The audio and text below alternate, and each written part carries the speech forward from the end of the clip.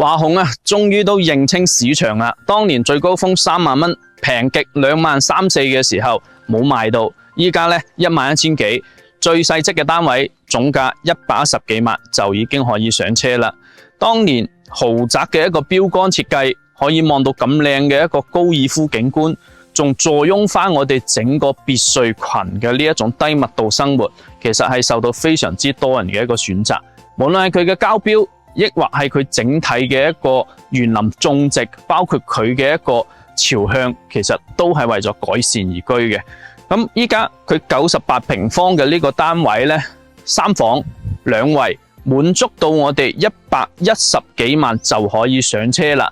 咁如果你再想大少少嘅112平方嘅呢一個單位呢，亦都係朝南向，並且可以規避咗一個北向嘅一個噪音，景觀都冇得講嘅。咁呢一個單位130萬唔使都已經有交易。咁再加上佢再大少少嘅133平方到146平方嘅戶型呢，基本都係類似嘅南北雙陽台戶型。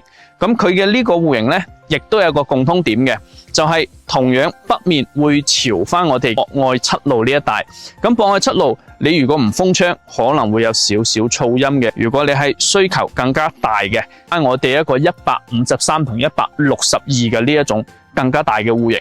咁我建議，如果你係考慮翻博愛七路一帶嘅樓盤呢，可以重點關注翻我哋112平方或者153同162嘅呢一種戶型。咁具體嘅一個價格在售嘅一個樓層有啲乜嘢呢？不妨約我實地睇樓啦。